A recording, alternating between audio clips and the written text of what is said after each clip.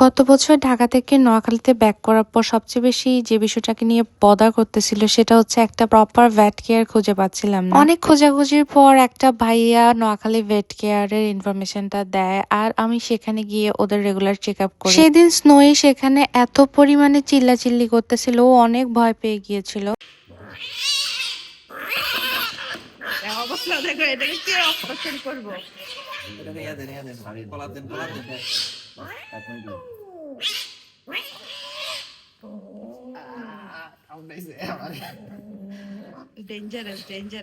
বেশ কিছুদিন থেকে মাথায় এটাই ছিল যে ওকে স্প্রে করিয়ে দিব, কিন্তু আমাদের আসলে টাইম স্কেজুয়াল এত টাইট যার কারণে ওর জন্য টাইম ওইভাবে অ্যারেঞ্জ করতে পারতেছিলাম না। বেশ কয়েক মাস আগে আমি আমার মেল ক্যাটটাকেও নিউটার করেছি, ওকেও অ্যানেস্থেটিক্স দিতে হয়েছিল, কিন্তু ওকে আই গেস 1 ডোজ দিতে হয়েছে। এখানে স্নোইকে প্রায় বলতে পারো যে 2 ডোজ দিতে হয়েছে। স্নোই হচ্ছে one kind of introvert cat বলতে পারো। ও একেবারে কোনো নতুন মানুষের সাথে মিশতে পারে না, কমফোর্টেবল না, তো ও আমাদের সাথে ছাড়া অন্য কারো কাছে যায়ও না। আর যতবারে ওকে এই ভেট কেয়ারে আনি ততবারে সে এখানে একটা সিন ক্রিয়েট করে। আর দেখো ওর কি অবস্থা, ওর লড়তে চড়তেও পারতেছে না একদম। আমি যখন মেল ক্যাটটাকে নিয়ে এসেছিলাম নিউটার করাতে, তো তখন ওকে যখন অ্যানেস্থেসিয়া দিয়েছিল দেন ওর একেবারে সেন্সেস ছিল না, কিন্তু স্নোইর ব্যাপারে বিষয়টা সম্পূর্ণ উল্টা। ওর বলতে পারো যে ওর সব হাত নাড়াচ্ছিল, কিছুক্ষণ পরপর চোখ নাড়াচ্ছিল, শরীর নাড়াচ্ছিল, ও মানে সবকিছু আমার মনে হচ্ছিল আর কি ও টের পাচ্ছে। ইভেন যখন ওর অপারেশন করানো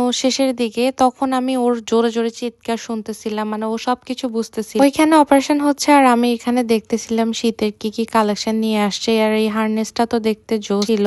এদের আসলে খাবার দাবার বা ক্যাট হাউস বলো বা ক্যাটদের ড্রেস বলো, প্রত্যেকটার কালেকশনই অনেক ইউনিক আর অনলাইনে থেকে বলতে পারো যে অনেক রিজনেবল। আমি যখন চৌমুহনী থেকে প্রথম ট্রিট নিতাম তখন একটা ট্রিট আমার কাছ থেকে 40 কখনো 50 টাকা করে রাখতো, কিন্তু এখানে আসার পর শুনে নাকি 2টা ট্রিটের দাম মাত্র 50 টাকা। সেদিন ওর স্প্রে কমপ্লিট হতে রাতের প্রায় 11:30 বেজে গিয়েছিল আর যাওয়ার পথে এই চিতই পিঠার ভাপা পিঠার দোকানটা পড়েছিল। কনকনে ঠান্ডার মধ্যে এই ঝাল ঝাল ভর্তা দিয়ে পিঠাগুলা খাওয়ার মজাই ছিল অন্যরকম। দেন খাওয়া দাওয়া করে বাসায় ব্যাক করি। এটাই ছিল আজকের ভিডিও। দেখা হচ্ছে পরের ভিডিওতে। সবাইকে আল্লাহ হাফেজ।